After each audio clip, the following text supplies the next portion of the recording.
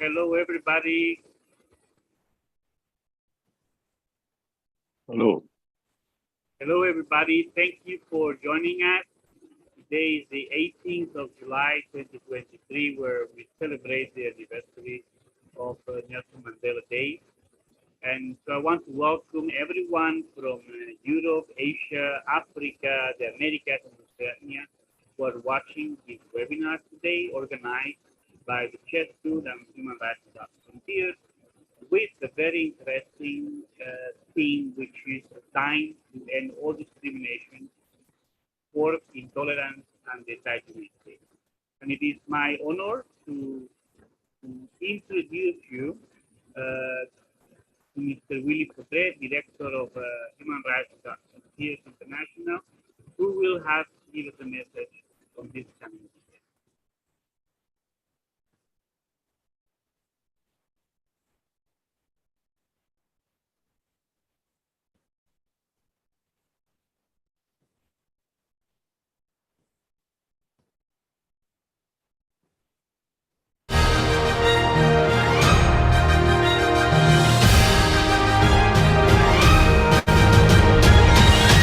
Distinguished guests, dear friends, ladies and gentlemen, good day. On Nelson Mandela International Day, we take action to support this day, which represents courage and conviction. Mandela's tireless efforts for human rights, equality, justice, and true peace will always be an exemplary model for the world. Throughout his life, Mandela fought for democracy, human rights, and peace. Even after 27 years of imprisonment and suffering, he bravely insisted on peaceful, nonviolent means to write a new chapter for racial equality in South Africa. He said, "Honor belongs to those who never forsake the truth, even when things seem dark and grim." Today, there are still many righteous people around the world who fight for human rights and justice. Although the road to the truth is still full of challenges, in the spirit of Nelson Mandela, we remain fearless of the darkness, always believing that the truth and the light are within reach. We believe that everyone has a conscience, and that conscience can guide us to fulfill our duty to defend democracy, the rule of law, and human rights in the country. As Mandela famously said, "We can change the world and make it a better place. It is in your hands to make a difference." We do not succumb to the difficulties we see. We are not confined by the obstacles we face. We insist on the truth and move forward to the land of light courageously. Following the example of great warriors, we care about the world and work wholeheartedly for global citizens' safety and peace. Everyone can uphold justice, stop war, promote goodness, and become heroes of conscience to protect the world.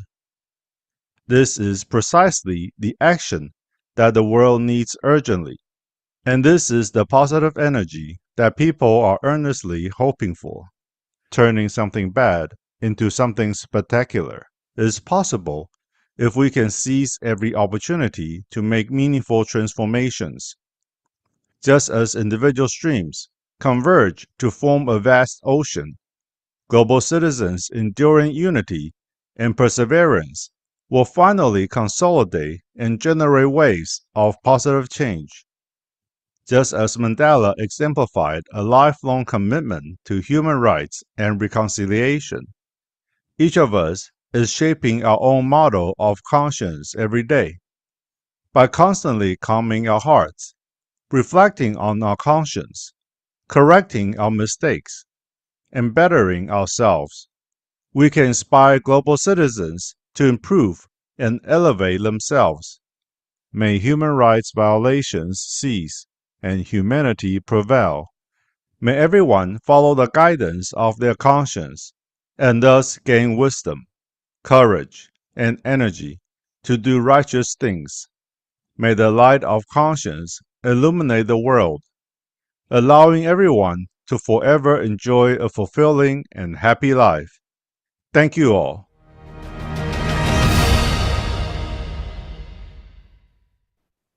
Thank you. This was a very good message from Dr. Hong.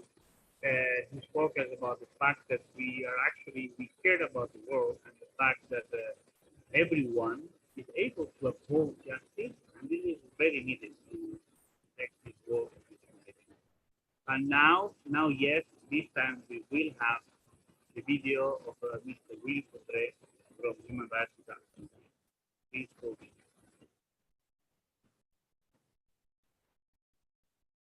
The 18th of July is the UN Day dedicated to Nelson Mandela, who famously said, "No one is born hating another person because of the color of his skin or his background or his religion."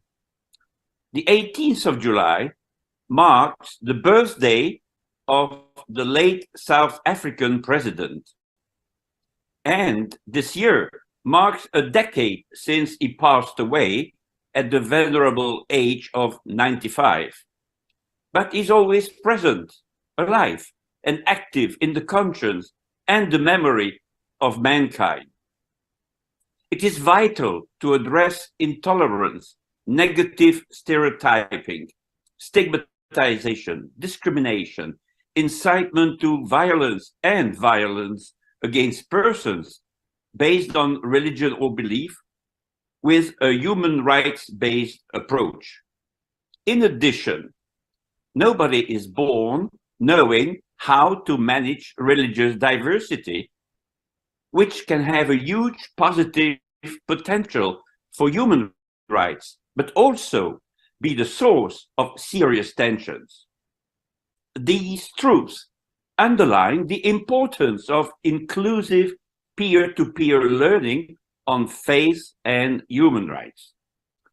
Today's webinar about Taiji Men Case in the context of faith-based discrimination and intolerance comes at a time when major recent events took place on these issues at the European Parliament. Last week, in a plenary debate at the European Parliament, a Hungarian lawmaker said, and I quote, "Various reports, scientific research, and field experiences show that we live in a time of unprecedented religious intolerance globally.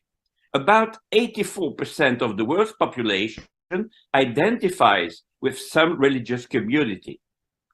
Since 2021, people have been killed or kidnapped in 40 countries of the world, 40 countries, because of their faith or their beliefs. We have to underline that the most persecuted religion in the world today is Christianity. Last year, according to international surveys, more than 5,600 Christians were killed because of their faith. 90% of the murders took place in Nigeria, unquote. And the lawmaker concluded by saying, the joint action against increasing religious intolerance around the world cannot be delayed any longer, unquote.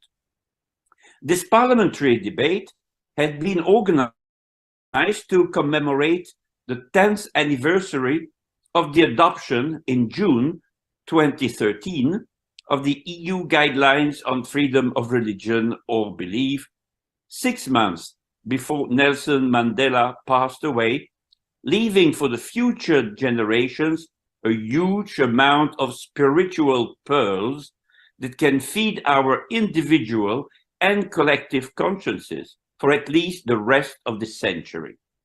10 years ago, the EU stressed in its guidelines that violations of freedom of religion or belief may exacerbate intolerance and often constitute early indicators of potential violence and conflicts, and pledge with its hand on its heart and uncompromisingly and to fight against religious intolerance. 10 years later, 2023, members of the European Parliament are disappointed by the lack of political will shown by the EU to eradicate religious intolerance. Some contended with concrete evidence that the EU's engagement was purely cosmetic and declaratory without any concrete results. 2 weeks before, the Parliament debate, our NGO, Human Rights Without Frontiers, co-organized a conference about the 10th anniversary of the Guidelines on Freedom of Religion at the European Parliament as well, in Brussels. High-level experts had been invited. Just to name a few, the UN Special Rapporteur on Freedom of Religion or Belief. She expressed her deep concern at emerging obstacles to the enjoyment of the right to freedom of religion or belief, including acts of violence, the rise of religious extremism, incidents of religious hatred, discrimination, intolerance, and violence manifested through derogatory stereotyping, negative profiling, and the stigmatization of individuals on the basis of their religion or belief, violations of that freedom in law and in practice. Another high-profile expert, Kishan Manosha, the head of the Tolerance and Non-Discrimination Department at the OSCE Office for Democratic Institutions and Human Rights in Warsaw, stressed that the 57 countries of the OSCE have also committed to combat anti-Semitism, intolerance, discrimination against Muslims, Christians, and members of other religions, and on preventing and responding to hate crimes based on religion or belief. Despite such a collective engagement, 57 countries, hate crimes massively persist. The over 6,000 incidents, 6,000, reported to its department are just the tip of a huge iceberg, since the vast majority of hate crimes are never reported to state authorities, is said.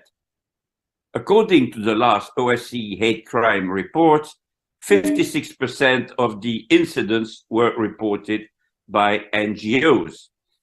Most of these incidents have targeted property, such as places of worship, community centers or facilities, or cemeteries. And 475 were violent attacks against individuals or threats. And the last expert, Andrea Benzo, Italy's special envoy on freedom of religion, recalled in his message the recent powerful statement of its Prime Minister, Giorgia Meloni, saying that religious freedom is not a second-class right. And he said, if FoRB is restricted, the whole set of human rights a person is entitled to will be consequently under pressure. All possible forms of religious discrimination must be fought, both visible and hidden ones. Let's now come back to the Taiji Men case in this context.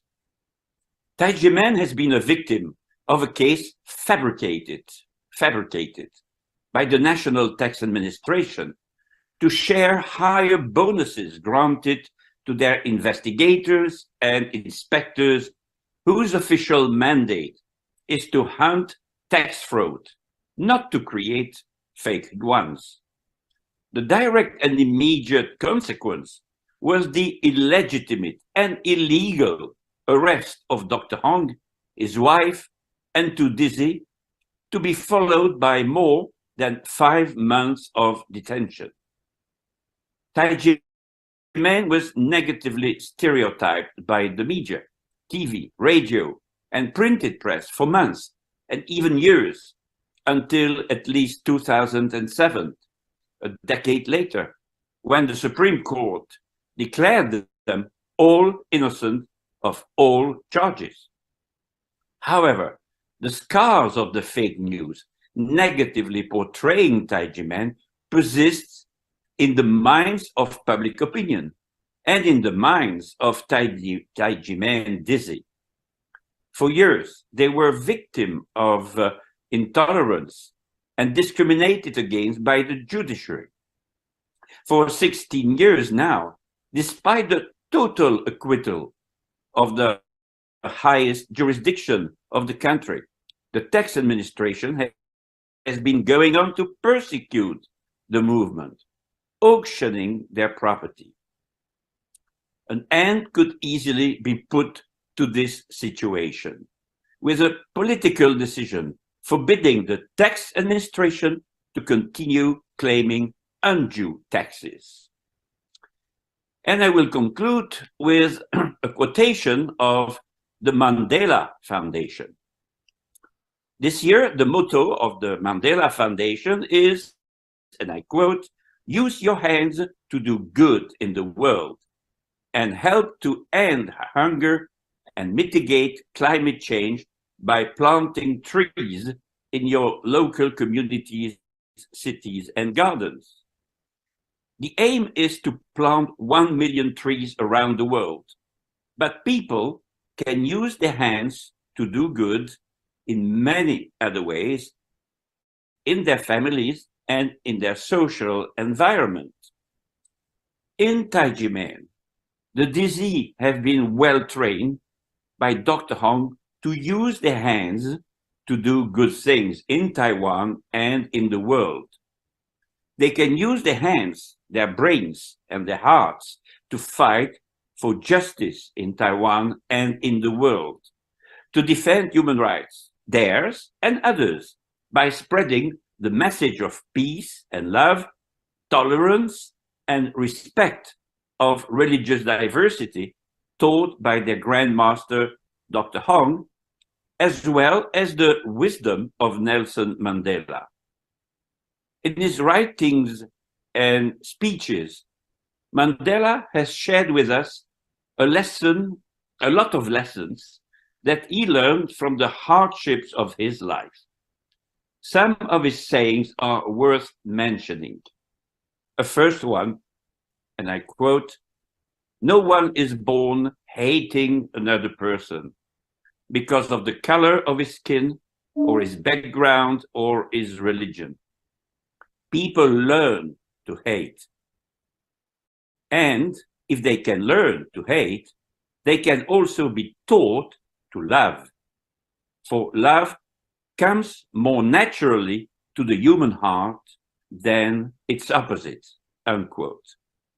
And in another one, he stresses that education is the most powerful weapon which you can use to change the world. Follow this path and Dr. Hong's path. It is the same, and it's going in the right direction. Thank you very much for your attention.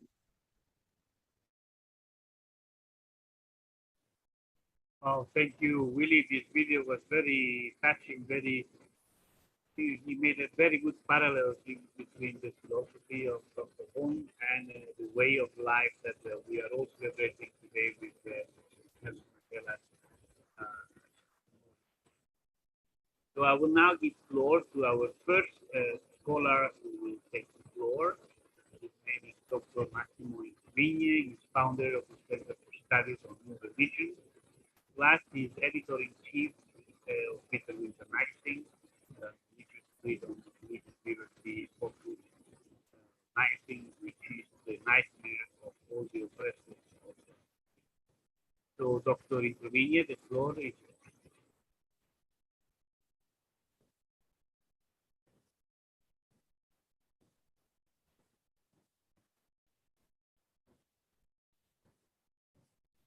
Massimo, you are mute.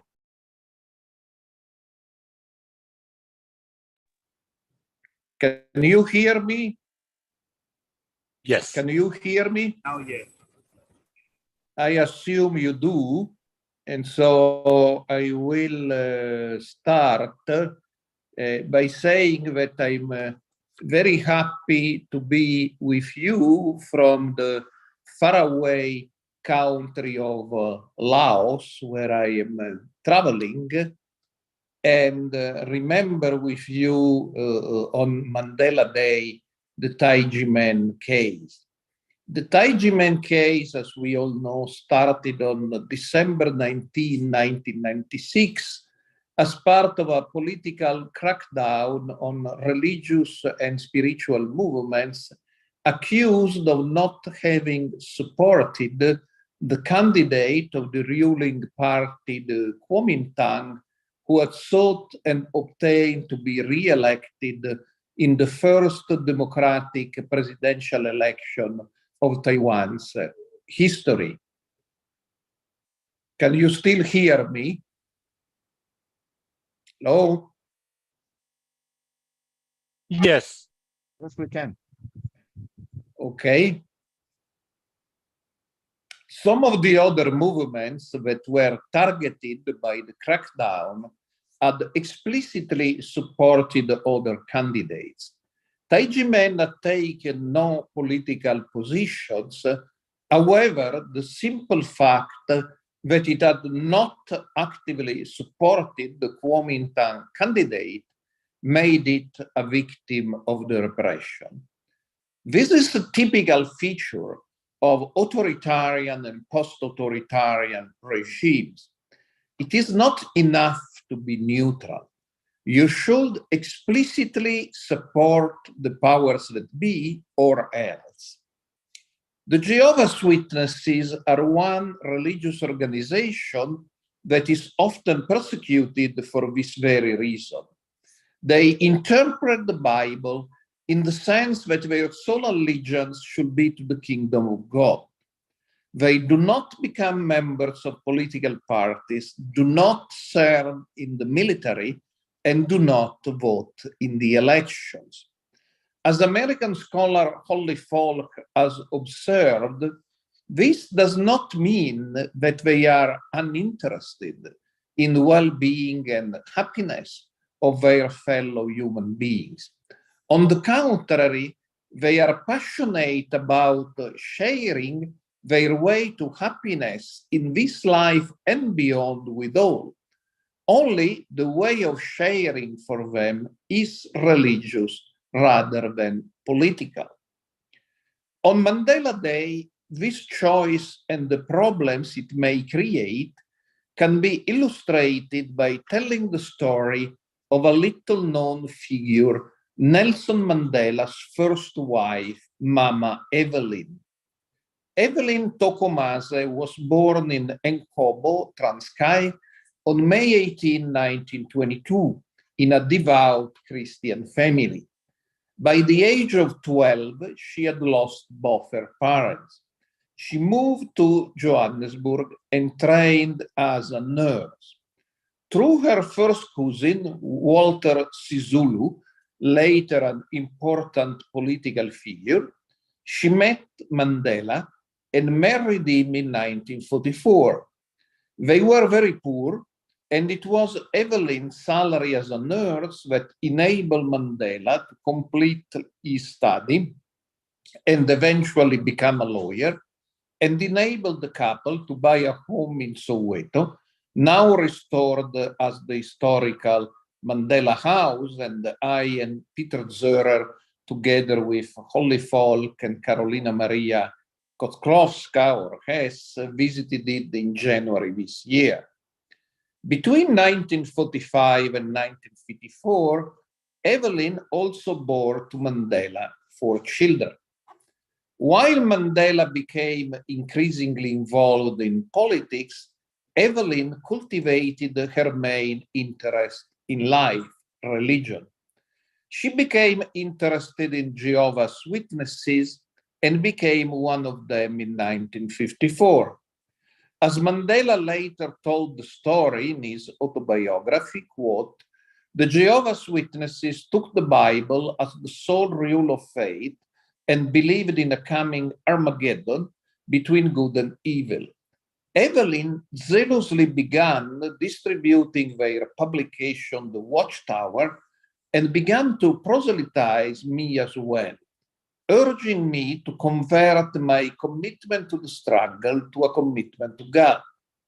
Although I found some aspect of the Watchtower system to be interesting and worthwhile, I could not and did not share her devotion. End of quote. Mandela could not stay away from politics and believed that the Jehovah's Witnesses' attitude of not joining political parties carried the risk of encouraging passivity and submissiveness, as he wrote, among Black South Africans. Mandela wrote that this was the main reason for their divorce in 1958, although the fact that he was a well-known womanizer and not always faithful to Evelyn, nor to his subsequent wives, something he was not proud of but honestly admitted, was also a factor. Mandela always praised Evelyn as a good wife and mother, and when she died in 2004, he attended her funeral together with the highest authorities of the country. Evelyn continued in her proselyting activities on behalf of the Jehovah's Witnesses, trying not to take advantage of, nor to engage in discussions about her years with Mandela.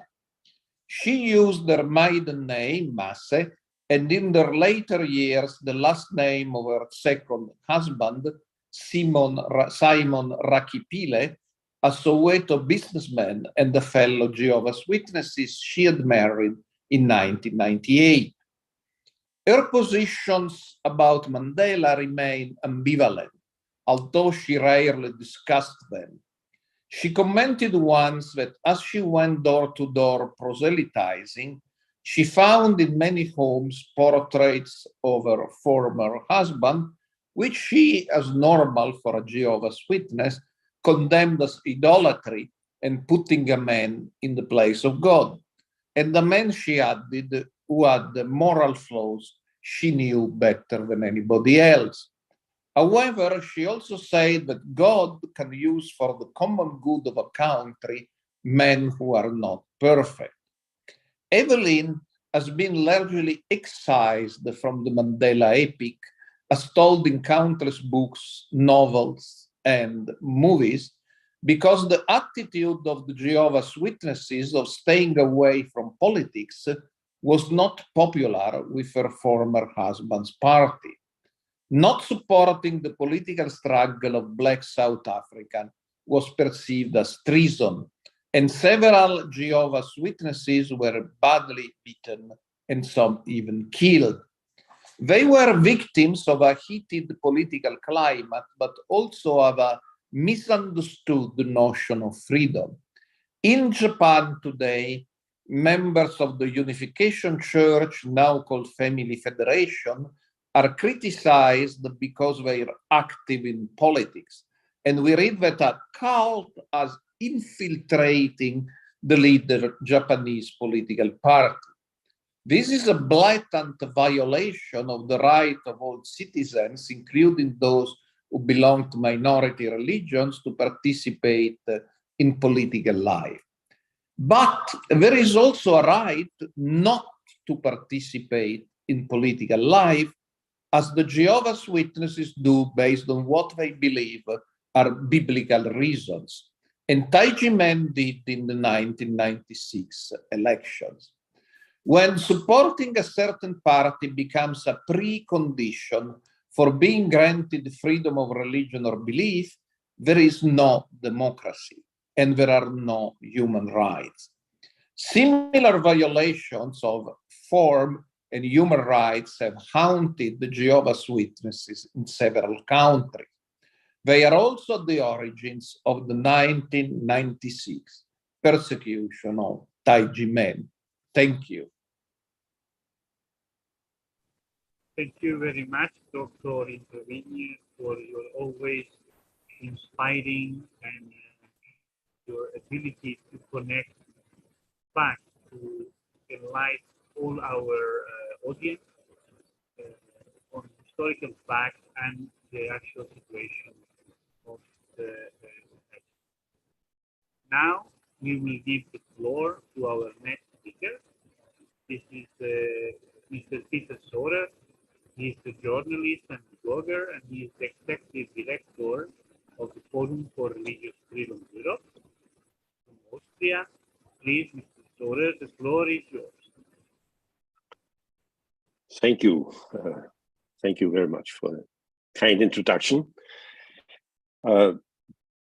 My topic is Nelson Mandela, Desmond Tutu, and Dr. Hong Tao-Tse, the three men with stunning similarities.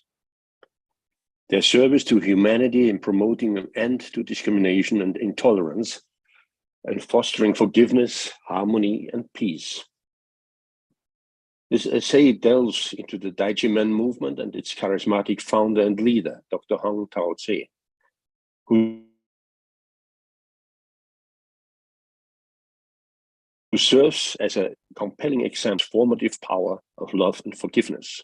Furthermore, it draws parallels to the legacies of Nelson Mandela and Desmond Tutu, both renowned for their tireless advocacy of equality, inclusivity, and the elimination of discrimination, even in the face of seemingly unsurmountable obstacles. By exploring these interconnected narratives, we gain a valuable insight into the indomitable spirit of individuals who dedicate themselves to creating a more just and harmonious world.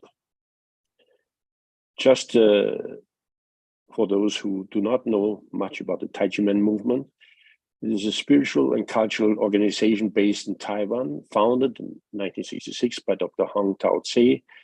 It seeks to promote the values of love, peace, and harmony through the practice of Tai Chi, Qigong, and other traditional Chinese arts. The movement emphasizes the integration of spiritual cultivation, health, and social responsibility. The Taiji Men Case we have been talking about here. In the late 1990s, the Taiwanese tax authorities initiated a controversial investigation into the Taiji Men tax status, claiming they owed back taxes. Taiji Men argued their non-profit status and challenged the government's actions. This prolonged legal battle caused financial strain and reputational damage to the movement, raising concerns about the fair treatment of non-profit organizations and about religious freedom. Just a few words about Dr. Hong. Despite facing persecution from his own government, Dr. Hong has remained steadfast in his commitment to serving humanity through his teachings of love and reconciliation. This in itself is very impressive. His unwavering dedication has allowed him to spread his message of peace and harmony across the globe, inspiring countless individuals to embrace compassion and work towards a more harmonious world. One of the ways Dr. Hong has served humanity is through his extensive global peace tours. He has traveled to numerous countries, engaging in dialogues with leaders, scholars, and individuals from diverse backgrounds.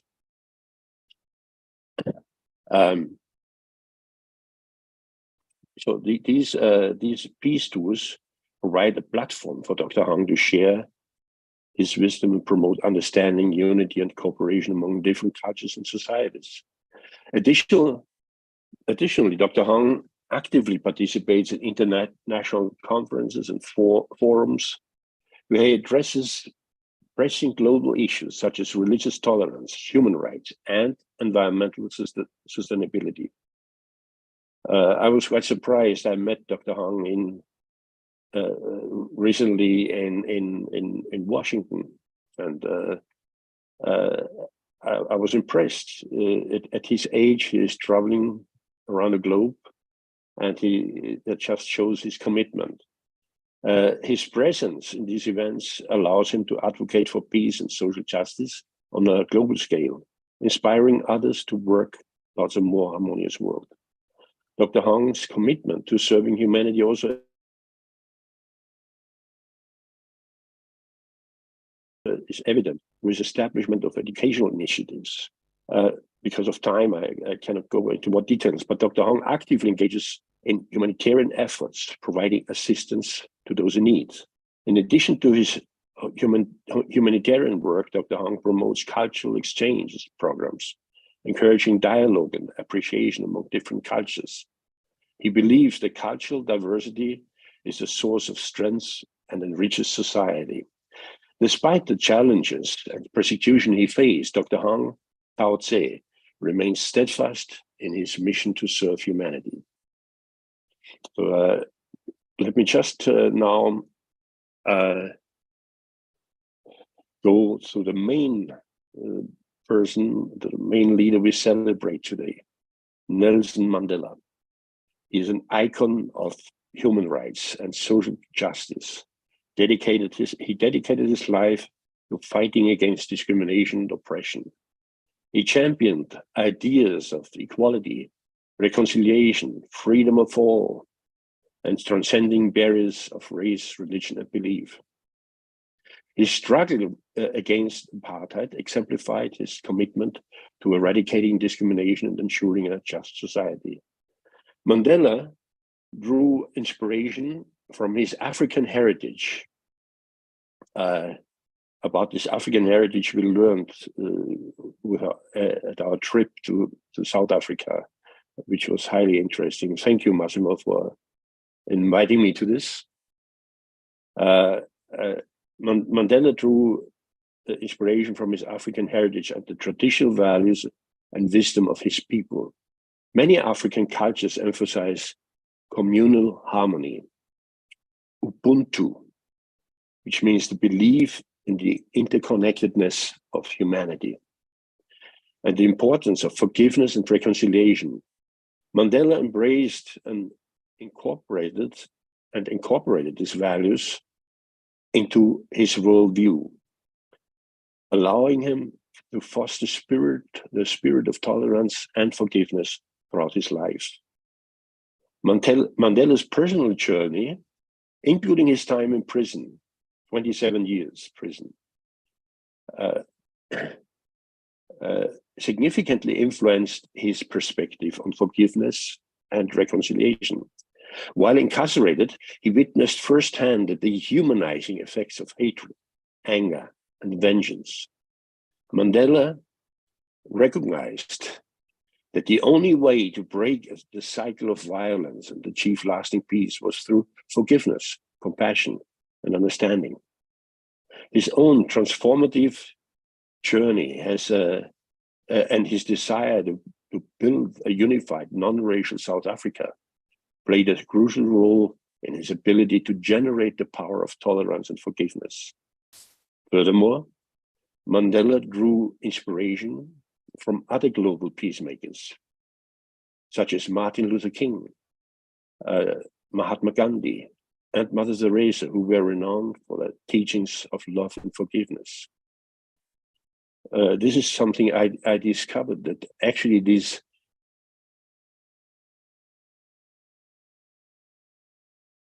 great heroes of humanity, they learned from each exhibition of Martin Luther King. And guess which book were amongst his possessions? It was the autobiography of Mahatma Gandhi. It was right there in the exhibition. So while Mandela may not have shared their religious beliefs, he recognized the universal value and power of their teachings and sought to incorporate those principles into his own approach to leadership and social change. But when we are talking about Mandela and the undoubtedly incredible success of Mandela in transforming his country, we should not underestimate the role another very important hero played. I'm talking about Archbishop Desmond Tutu. He played a significant role in Nelson Mandela's life and the struggle against apartheid in South Africa. Their collaboration and shared vision for a just and inclusive society contributed to the eventual dismantling of apartheid and the establishment of a democratic South Africa. Tutu, a prominent Anglican bishop, became known for his vocal opposition to apartheid and his advocacy for human rights. He played a crucial role in mobilizing international support for the anti-apartheid movement and drawing attention to the injustices perpetrated by the apartheid regime. Throughout Mandela's imprisonment, Tutu was a prominent advocate for his release and for the rights of all political prisoners. He used his platform as a general secretary of the South African Council of Churches to amplify the voices of those fighting against apartheid, including Mandela and other activists. Tutu's moral authority and unwavering commitment to justice helped galvanize international pressure on the apartheid government. When Mandela finally was released from prison in 1990, Tutu continued to support him and the African National Congress, the ANC, in their efforts to negotiate a peaceful transition to democracy. Tutu played a vital role as the chairman of the Truth and Reconciliation Commission, also called TRC, a body established to address the human rights abuses committed during apartheid. The TRC aimed to foster reconciliation by providing a platform for victims and perpetrators to share their stories and seek reparations. Now I would just like to come to the point of comparison, where we can see stunning similarities. Dr. Hong Tao-Tse, Nelson Mandela, and Desmond Tutu are all influential figures who have made significant contributions in their respective realms. Although the backgrounds and areas of focus differ, there are notable similarities in their values, principles, and actions. And this is quite surprising, actually. Here are some key similarities. First of all, commitment and equality to equality and justice. All three individuals share a deep commitment to promoting equality and justice in society. They have dedicated their lives to fighting against discrimination, oppression, and social emphasis on love, peace, and harmony. Mandela's fight against apartheid and racial inequality, or Tutu's tireless advocacy for human rights.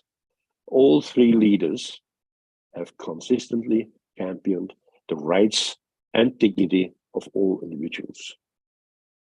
Second, the pursuit of reconciliation and healing. Another common thread among these figures is their belief in the power of reconciliation and healing in the face of deep divisions and conflicts. Mandela and Tutu played instrumental roles in South Africa, South Africa's Truth and Reconciliation Commission, the TRC, which aimed to foster understanding and reconciliation between victims and perpetrators of apartheid era abuses. Similarly, Dr. Hong has emphasized the importance of forgiveness, unity, and resolution, the resolution of conflicts through dialogue and understanding. The third point, emphasis on forgiveness and compassion. Forgiveness and compassion are core values that resonate with all three individuals. They recognize that forgiveness is a transformative and healing force that can break the cycle of hatred and revenge.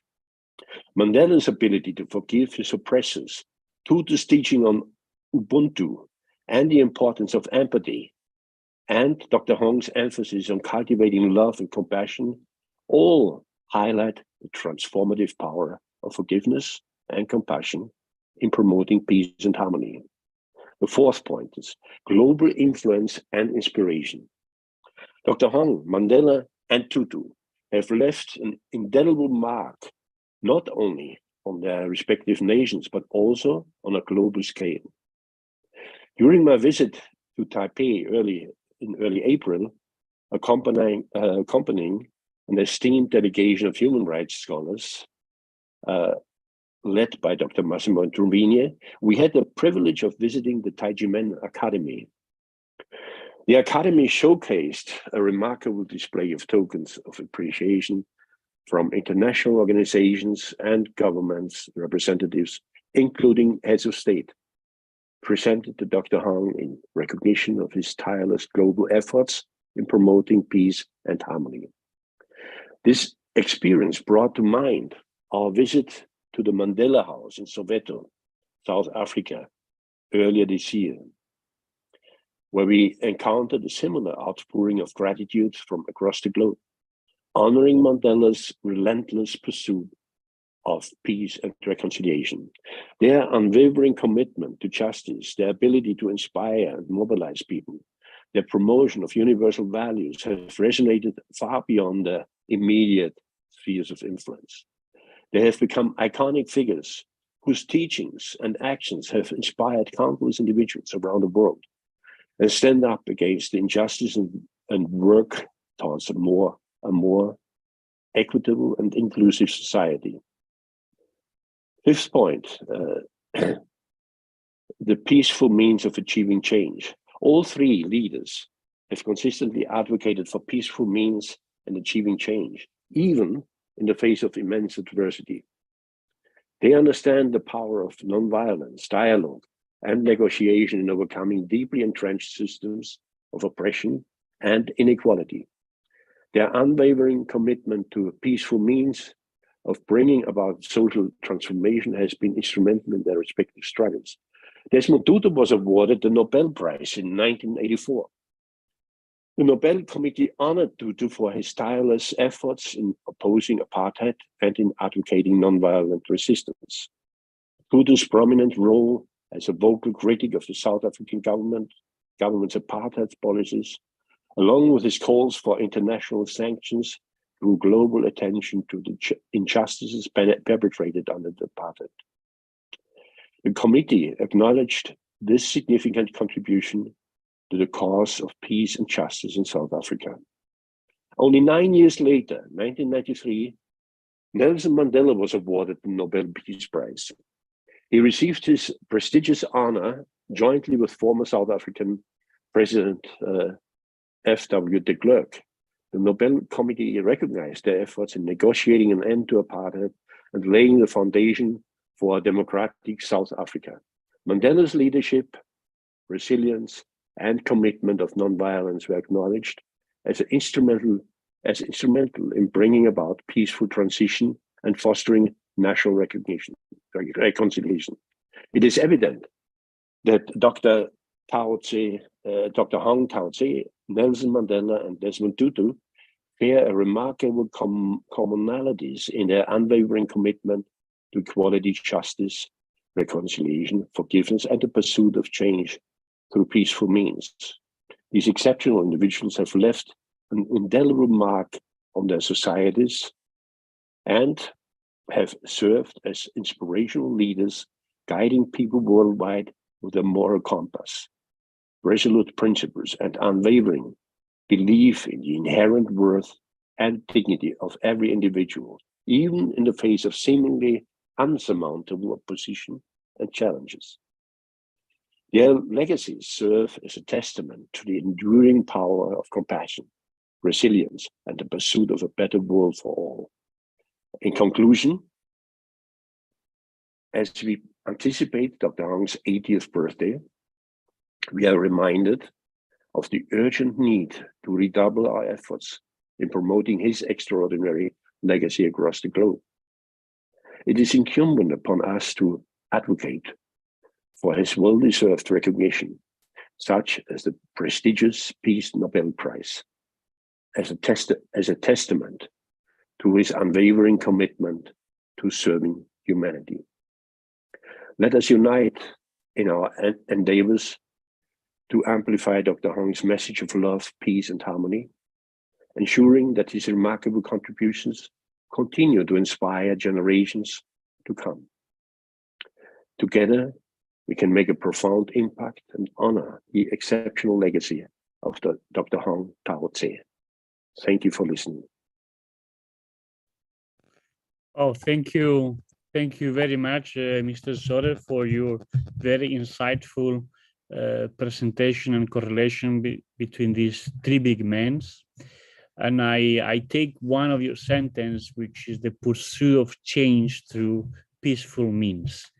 This is indeed something that the Taiji Men can be characterized by.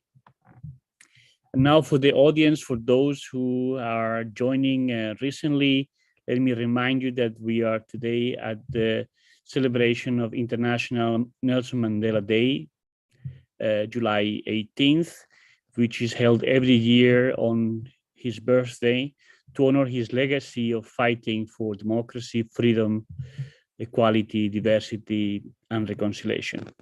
But what about fostering the theme, do what you can with what you have where you are? So in this line, Nelson Mandela Day represents an opportunity for all of us and everyone watching and everyone who will be able to watch this webinar later on to reflect on the ongoing discrimination globally and take action in the spirit of these Mandela's values that we are talking about. Two key areas of continued discrimination are restrictions on freedom of religion and belief, and the persecution, or at least the unfair treatment of minority groups. And as you have heard so far, Taiji Men movement is an instructive case study for this.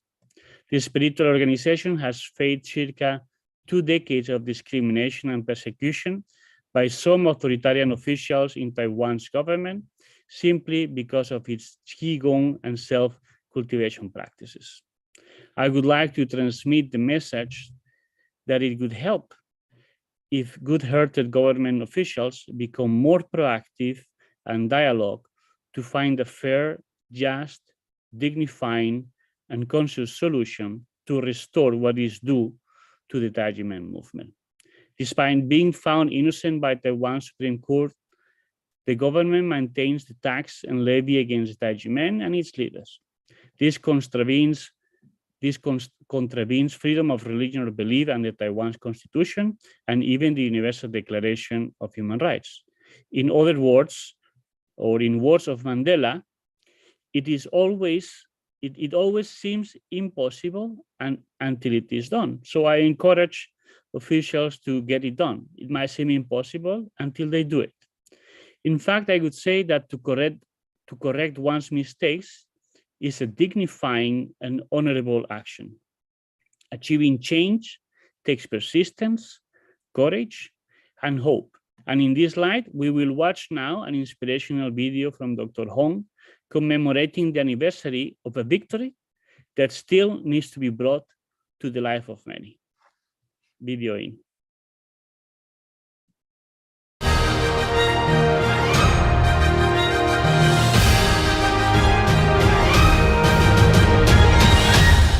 Distinguished guests, dear scholars and experts, ladies and gentlemen, good day.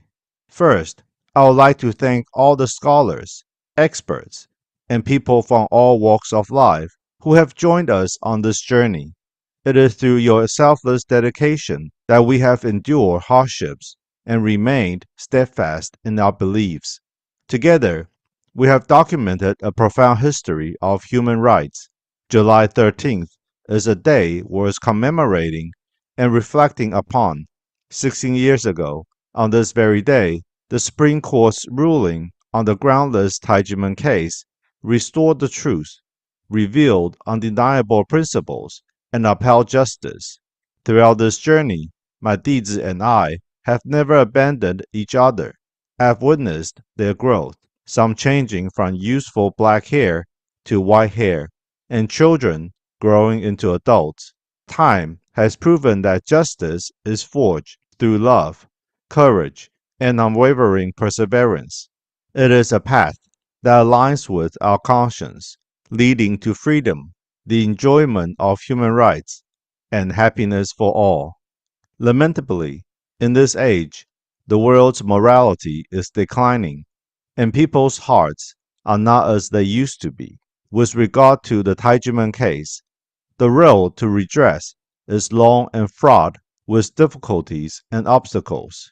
Fortunately, the way of heaven resides in our hearts, and we cherish all beings and practice Qigong to improve our lives. We spread the truth to save the world, enlightening beings according to their conditions and remaining steadfast in our mission. Essentially, heaven, earth, and humans are one, embodying equality and non-discrimination. And there is a reason for our existence. Conscience is the ultimate judge of our actions. Human rights are supreme, and there is a reason for our survival. Steadfast, our hearts, reborn from the fire, are unobstructed, and our signet shines bright. My Dizi and I work together with one heart, defending the truth for the enduring betterment of the world. I have devoted my life to carrying forward the heritage of the ancient Taiji Men culture, passing down the wisdom of the yin-yang philosophy.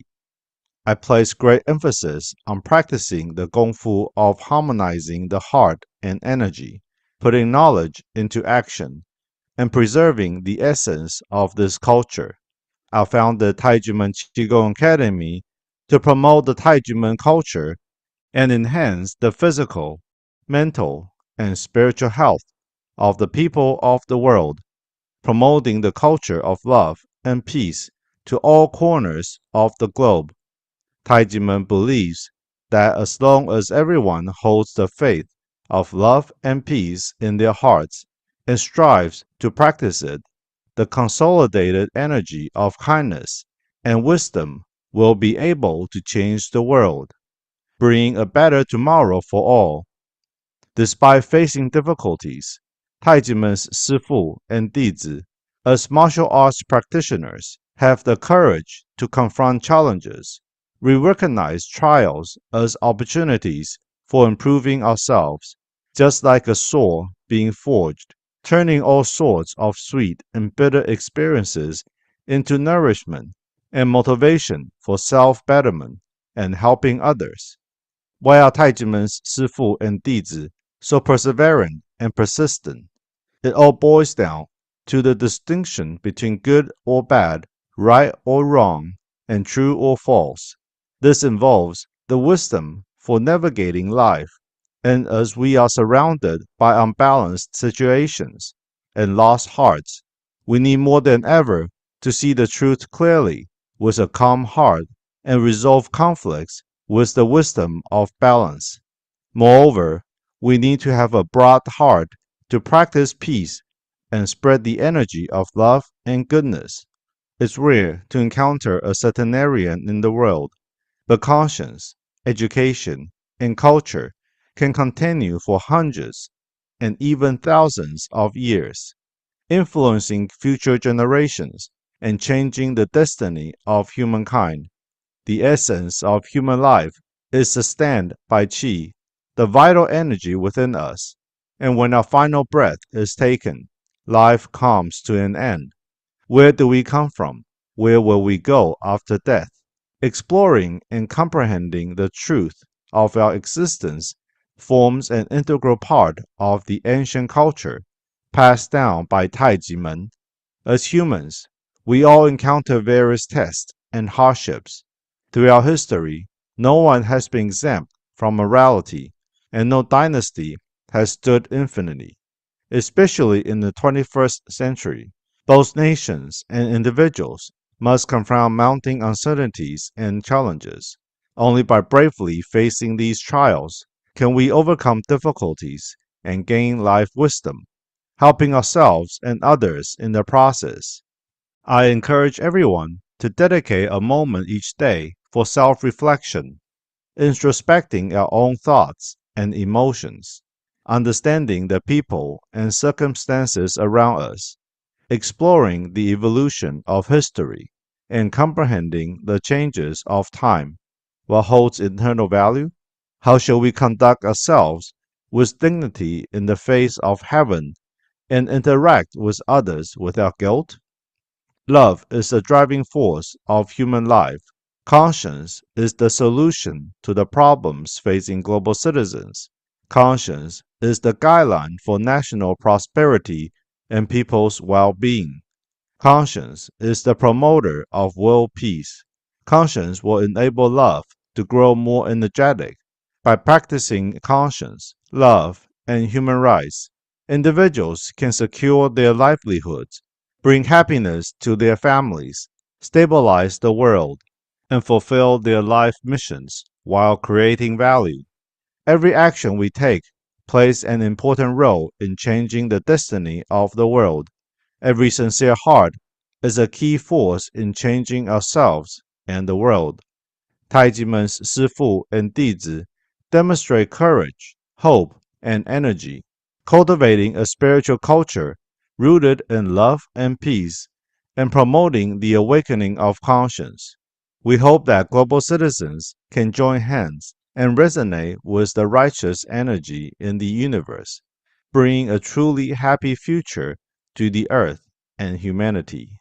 I sincerely hope that the resonating voice of justice can awaken the conscience of those in power to put the people at the heart of governance and follow the law to implement the protection of human rights and freedom of belief. May there be no more cases of injustice, and may all people share in happiness and joy. In closing, I wish everyone to demonstrate endless kindness, radiate unobstructed righteousness, and help the world with conscience.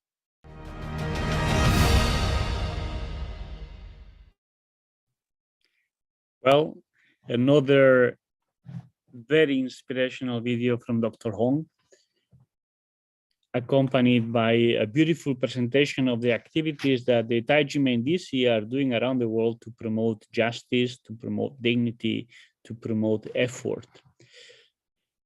It is in a lamentable declining morality of the world, as Dr. Hong reminded us, that groups that are persisting in educating on universal values, despite the undue harness they are forced to go through, which have to be supported and not put and needed heavy barriers.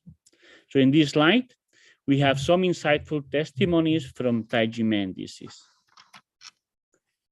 The first one that will give us his testimony is Mr. Sam Wen. He's a sales supervisor of chemicals distributor, and he's a Taiji Men DC. So, Mr. Wen, the floor is yours. Okay, thank you, Ivan's introducing. And distinguished expert and scholar, my name is Sam. I'm a Dizi of Taiji Men, and it's my honor to participate in the forum with all the conscientious warriors on Nelson Mandela Day.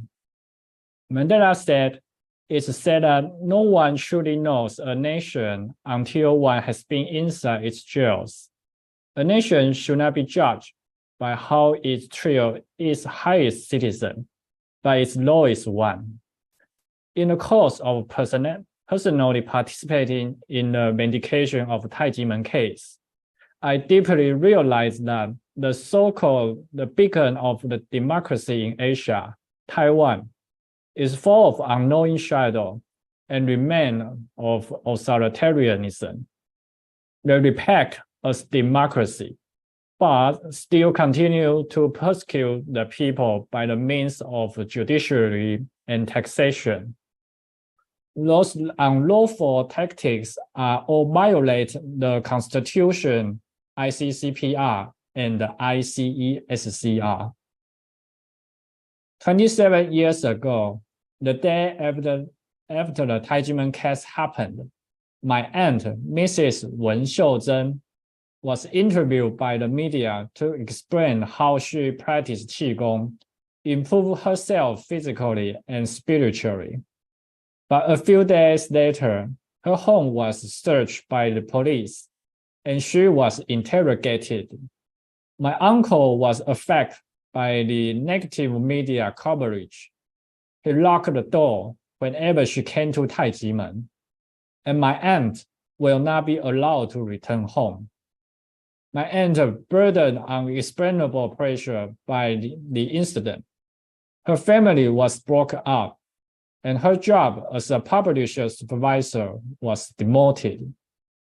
Her health became worse rapidly under such pressure and passed away in 1999.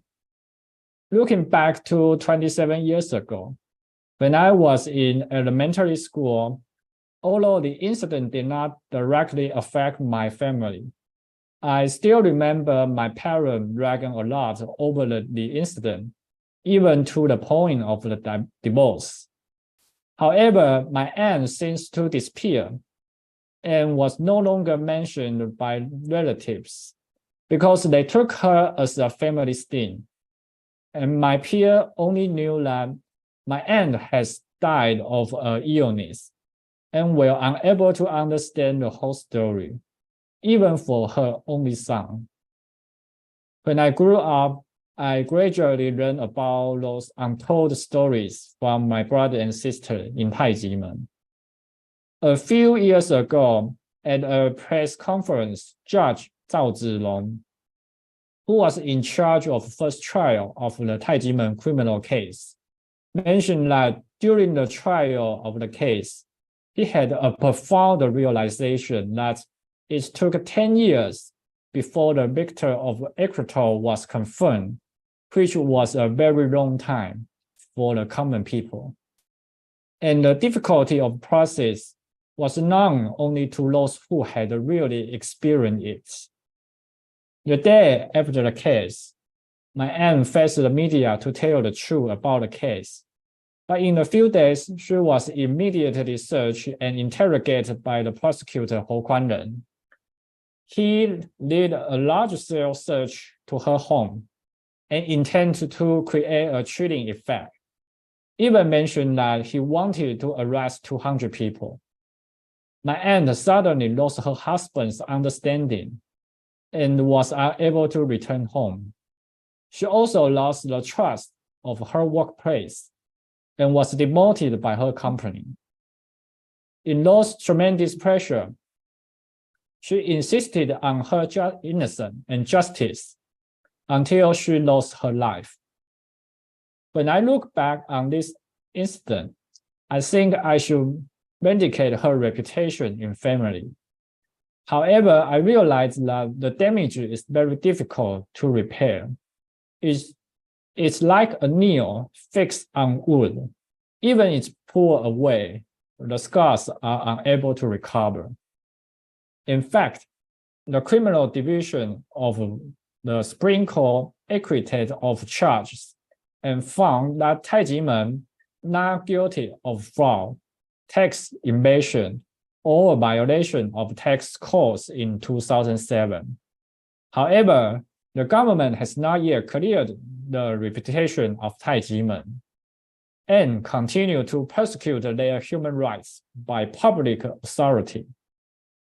Since I became Dizi in 2005, my physical and mental health has improved, and my family as well. All because we practice Qigong at the Taiji Men. I'm grateful for Shifu's guidance and teaching, and also most grateful to my aunt for introducing my family to Taiji Men. I wonder how much courage it should be taken for a person to insist for her beliefs, especially when those beliefs go against the social realization. There's a famous story in Greek mythology, Prometheus, god of fire. In those days, people didn't know how to use fire, and they often died of illness from eating raw food and freeze at night. Prometheus was so mercy that he stole fire from the sky and brought it to the mankind. and told them how to use. However, it angered the gods, who had to punish him. Prometheus' punishment was very cruel. He was locked on a rock and naked. Every morning, an eagle will fly in and eat all of his organs. And this body will be completely recovered at night and face the same torture in the next morning. What I want to describe is that the pain we may have to face is like Prometheus in the Greek mythology. And can we realize any truths from this ordeal? A year ago of today, United Nations Secretary General Antonio Guterres, in his speech on Mandela Day, said, Nelson Mandela was a hero of communities and a mentor to generations. He remains a moral compass and reference to us all. When I was growing up in Taiji Men, our Shifu always teaches us to light up from our heart. And it's not enough for us to be good, but the world will only be good if everyone is good.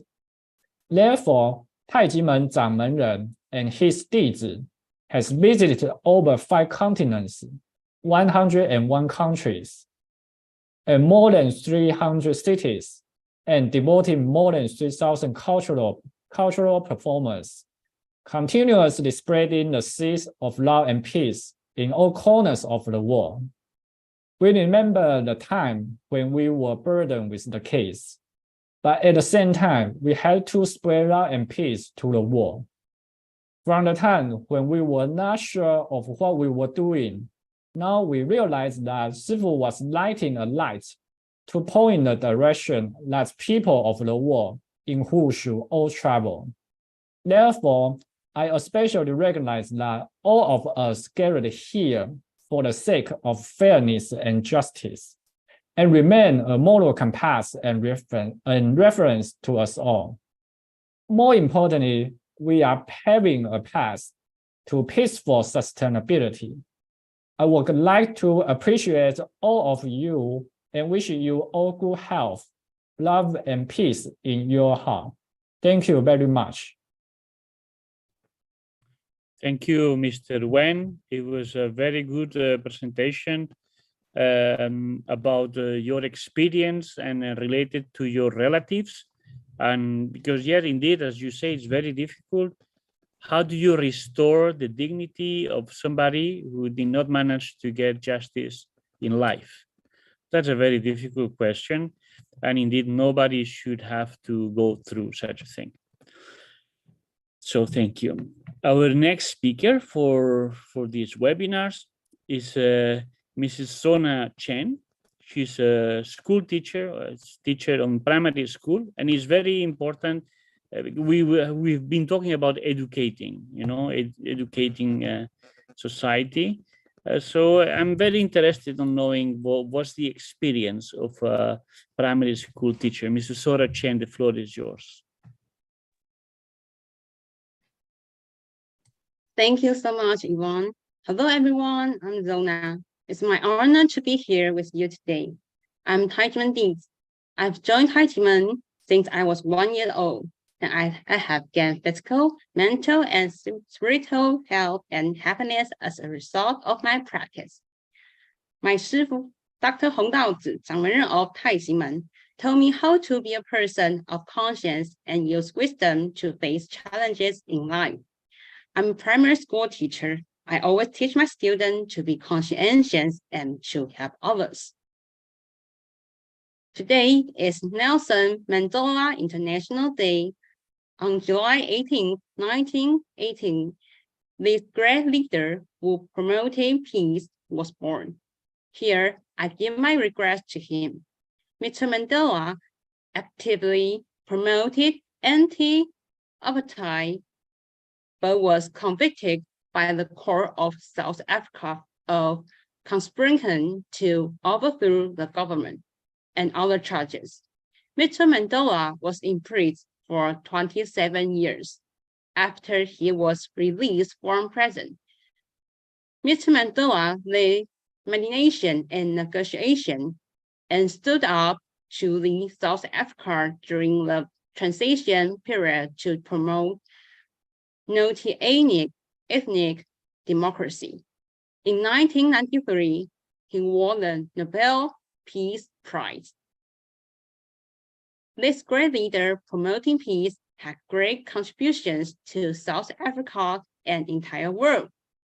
Another great leader promoting peace is my 师父, Dr. Hong Daozi, 掌门人 of Taiji Men.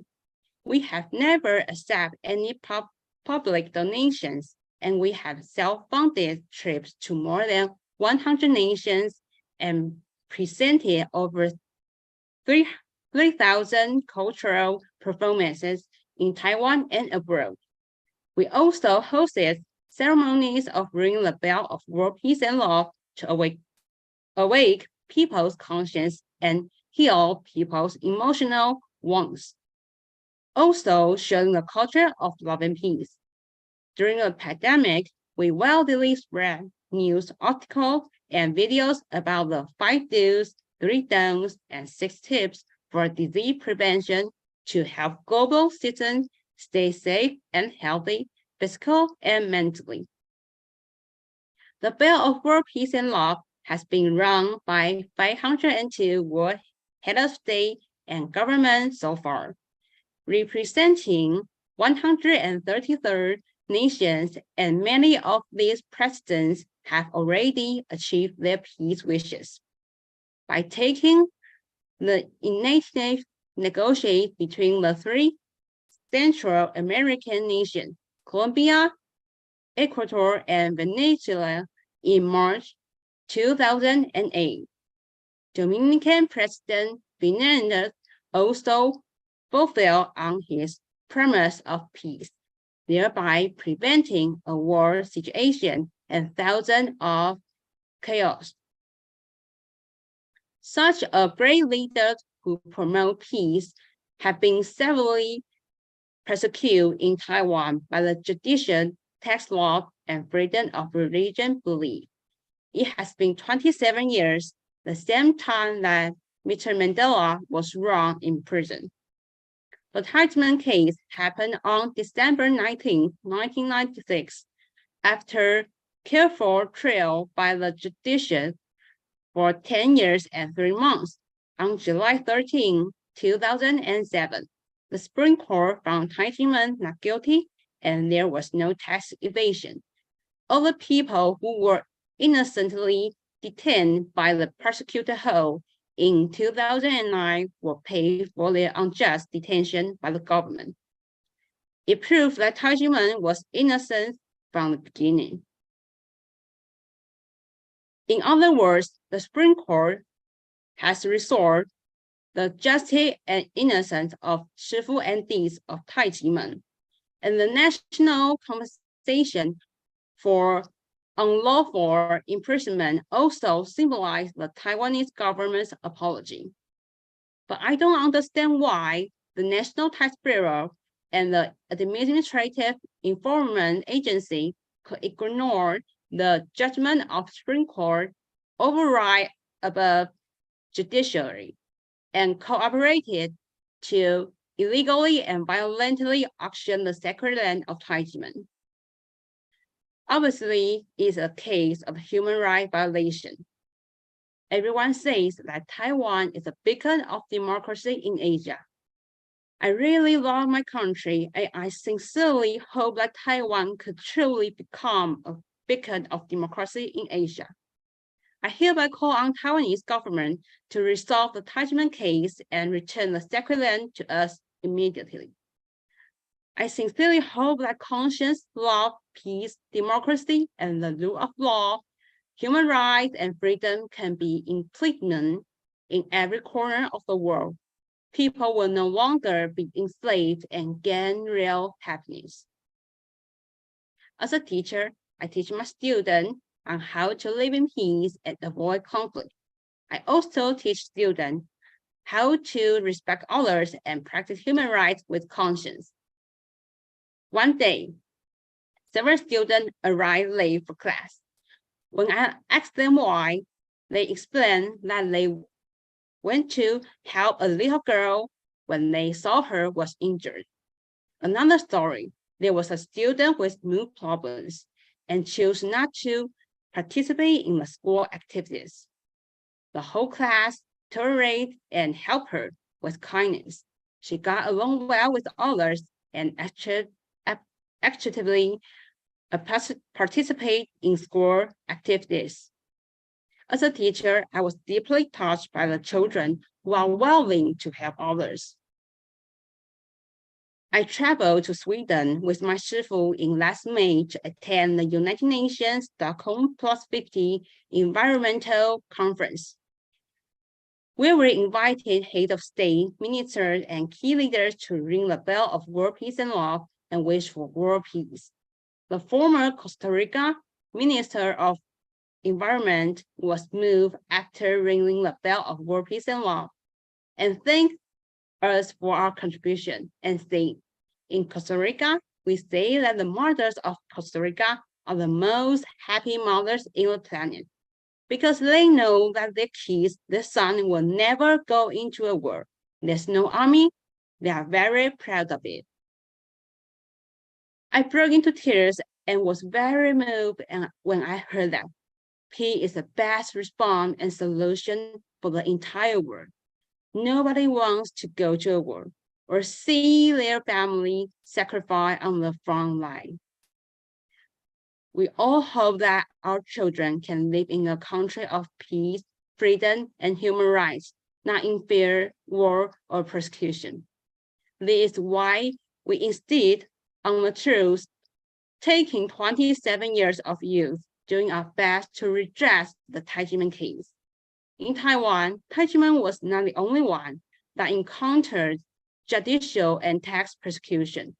If we didn't persist, many victims of the law and tax wouldn't be able to receive the huge persecution by the government, and no one would stand out and fight for their rights.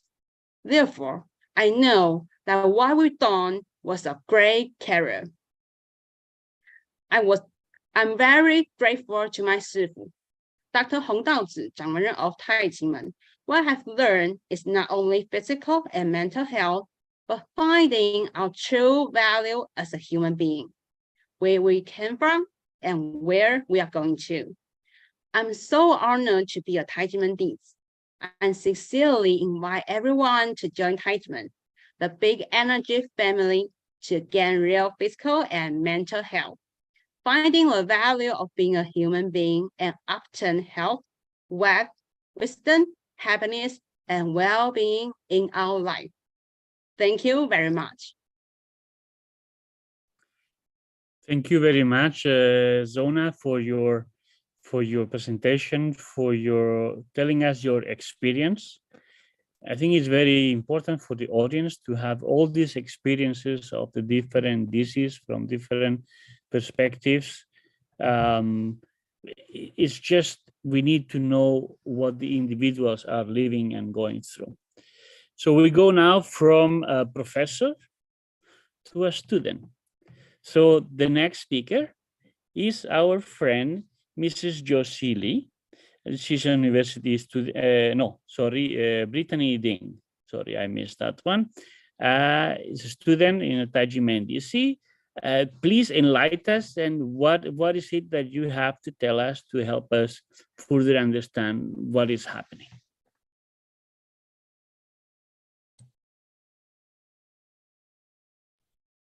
Okay, thank you. Hello everyone, I'm Brittany, and I'm honored to be here with you on Mandela Day. This is commemorative day reminds the world that justice, human rights, and freedoms are hard-fought ideals. Through these forums, we share the same love and conscience, creating world welfare to honor and respond to International Mandela Day. This human rights person devotes his entire life to eliminates racial segregation and dehumanizing inequalities experienced between individuals in South Africa. Nelson Mandela's to 7 years imprisonment stands a symbol, culturally and indigeneity to human dignity. One of Mandela's most pioneering states that deeply touched me was no one is hating another person because of color of his skin or his background or his religion. People must learn to hate, and if they can learn to hate, they can be taught to love, for love comes more naturally to the human heart than its opposite. Putting his words into action, Mandela steadfastly pursued reconciliation and forgiveness as the most effective means to overcome the hatred. This approach catalyzed the reconciliation of entire South Africa nation and led to him being honored with Ambassador of Conscience Award by Amnesty International. His immense contribution to peace and reconciliation have left a lasting legacy. As a global citizen, I'm a Dizi of Taiji Men and a senior high school student about to face a significant examination in my life. Initially, I was extremely anxious and nervous and even a bit uneasy. However, fortunately, my training in Taiji Men has allowed me to practice Qigong and cultivating my inner self, enabling me to adapt these emotions more quickly. Additionally, the wisdom imparted my Shifu has helped me view the ups and downs of the exam with more optimistic perspective. Taiji Men is a place for cultivating inner energy and nurturing the mind's gods by a Shifu and accompanied by brothers and sisters.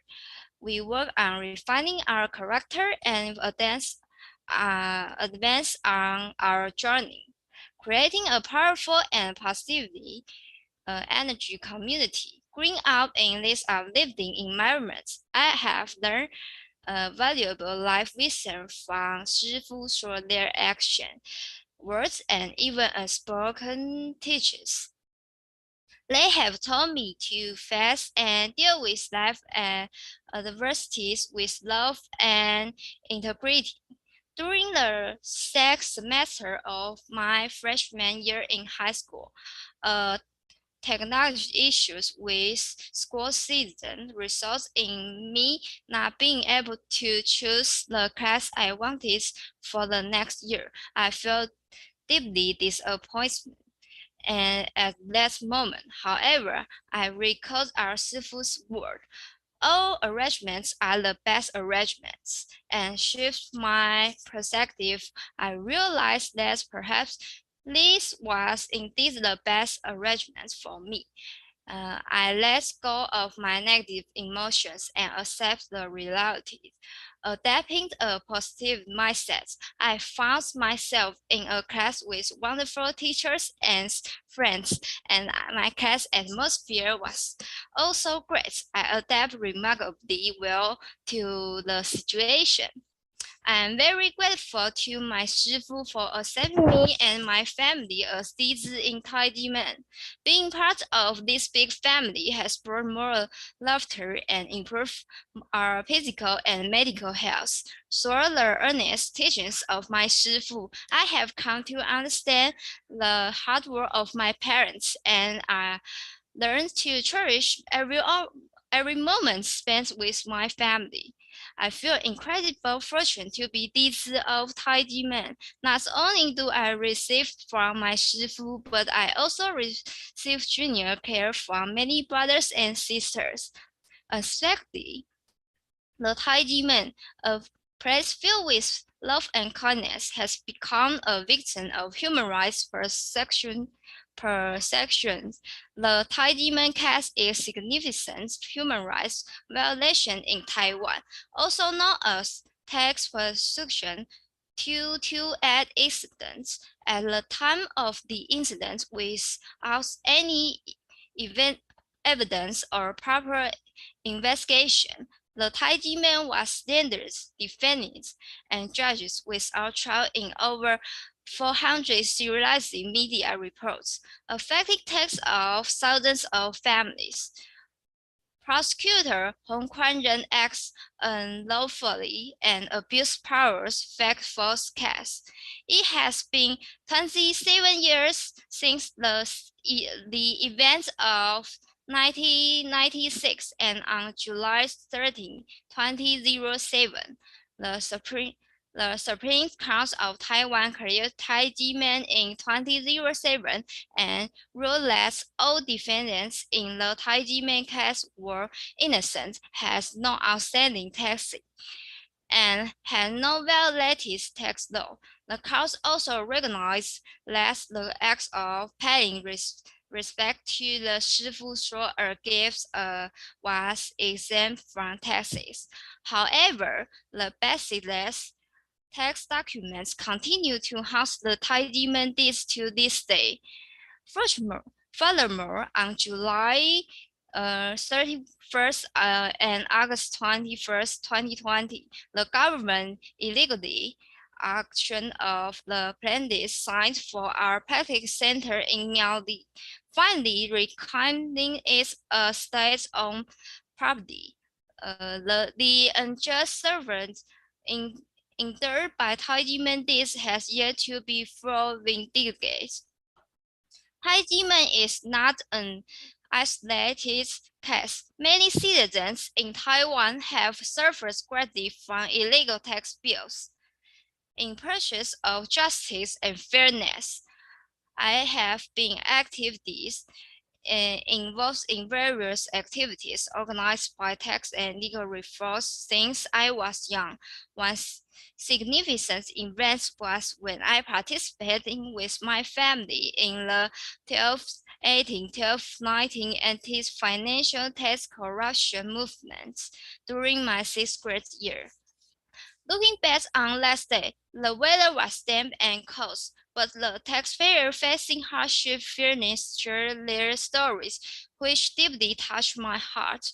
Therefore, during my elementary school graduation trip, I shared my knowledge of tax law with my classmates. With courage, I stood at front of the train compartments and realized what I had seen and heard to raise awareness about the issue.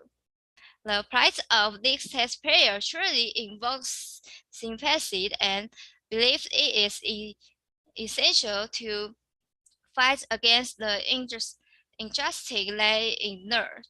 Together with my family at the Tax Reform Alliance, I remain committed to seek fair taxation and advocating for the rights of those affected by this issue. Despite facing human rights violations similar to experienced by Miss Mandela, our Taiji Men Shifu remains steadfast in his original intention to help others and has not ceased his efforts to assist humanity.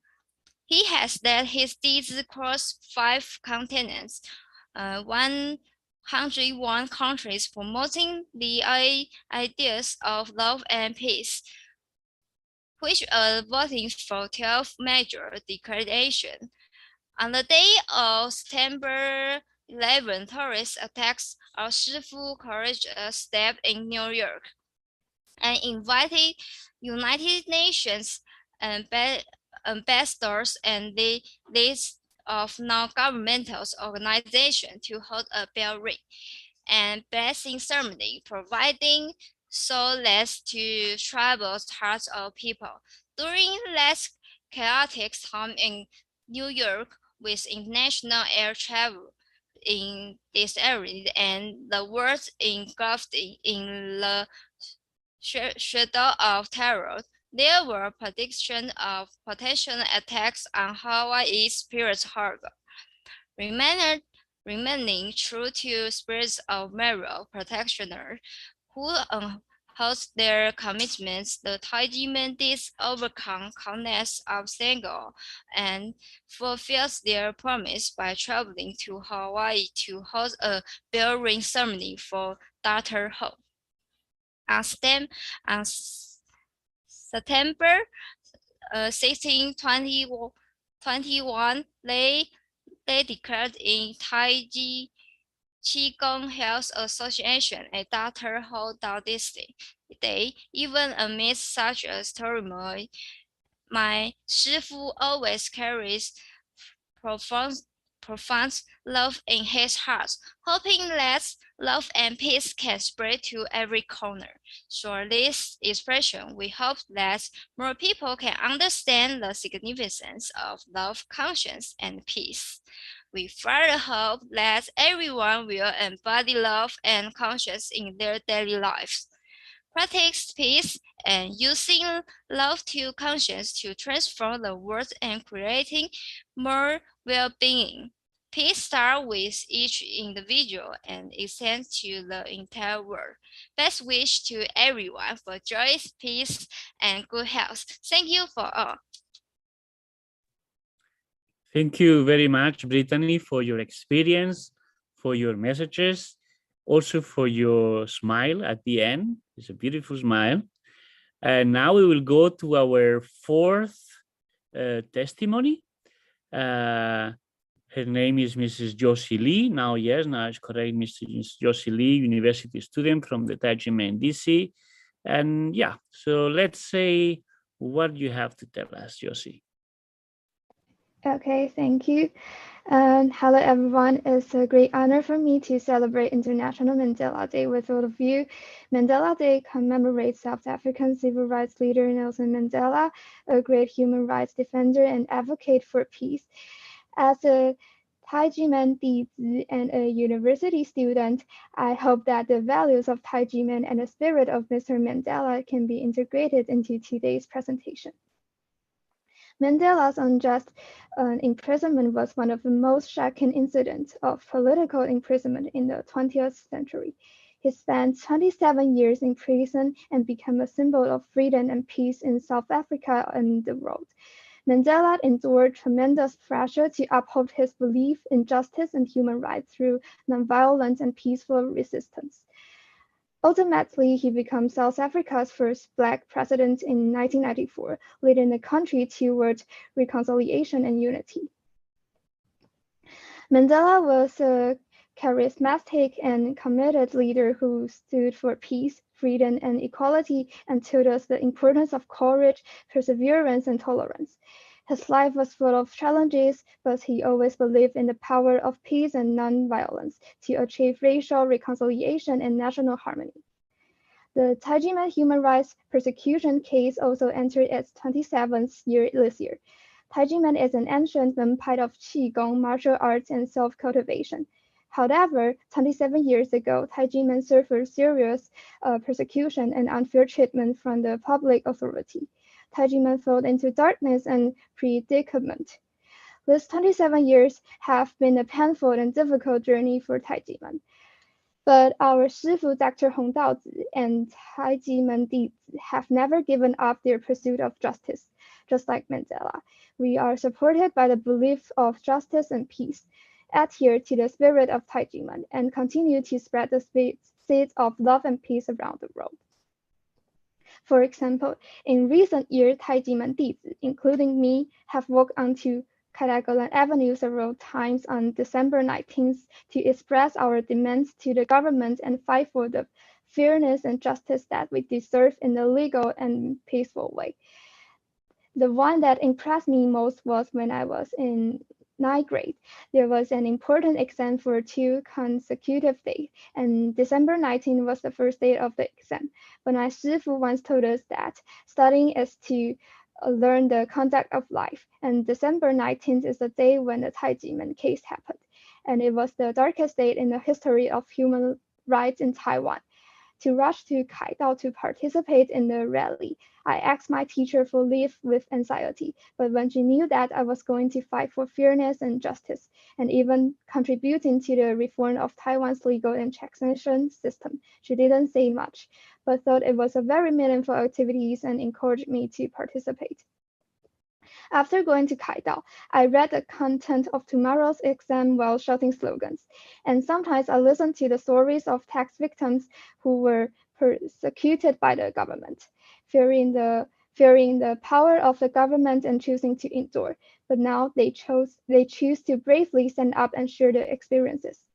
This reminds me of participating in the tax and legal reform league with my brother and sister in Taiji Men, standing at major intersection holding signs with slogans about law and tax reform, pulling banners and even handing out leaflets, telling more Taiwanese people about the disadvantage of Taiwan's tax law, and some tax victims will share their stories with us at the same time. Although they used to think that it is fine to pay, when they see a group of people like us who are working hard for fairness and justice, they all think that we are brave and have the courage and perseverance. Some people even joined the rank of reform, and together contributed to Taiwan's legal and tax reform. My Shifu said, it is necessary to distinguish between right and wrong. The heart is the root, and the conscience is the antidote to all problems. Only by acting in accordance with kindness can everyone gain love and world peace. Although the Taiji Men human rights persecution case has passed toward the 27th year, we have never given up fighting for fairness and justice. My Shifu, Dr. Hong Daozi, even led the Federation of World Peace and Love, Association of World Citizens, and Taiji Men Qigong Academy, and other organizations promulgated the movement of an era of conscience on January 1st of 2014, starting from everyone as a leader of conscience, expecting everyone to speak conscientious word, do conscientious deeds, and exert good influence.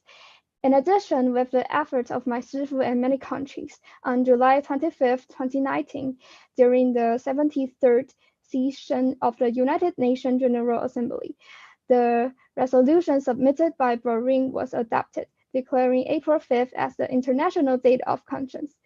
This day aims to raise individual and social awareness so that everyone can examine their conscience and have a positive attitude toward themselves, others, and the environment.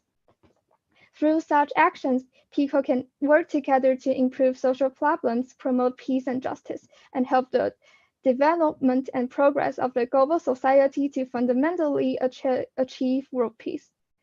Finally, I would like to end with one of Mr. Mandela's famous sayings: honor belongs to those who never forsake the truth, even when things seem dark and grim. The stories of Mandela and Taiji Men told us that those who do not abandon the truth in the dark and terror are true warriors, and their courage and persistence provide us with endless inspiration and encouragement. Let us honor these indomitable heroes with respect and gratitude. Their spirit will always inspire us to continue to strive for the truth, peace, and harmony in our own lives so as to help more people. Thank you all. I wish peace and justice always exist. Thank you very much, Yossi. Peace and justice, as you say, that's the two key words to be used. Now we will go to our fifth testimony.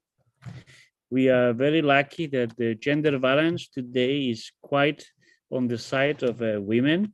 And we have Mrs. Vivi Su, university student, and I'm sure what she has to say will be able to enlighten us even further. Mrs. Vivi, please, the floor is yours. Okay.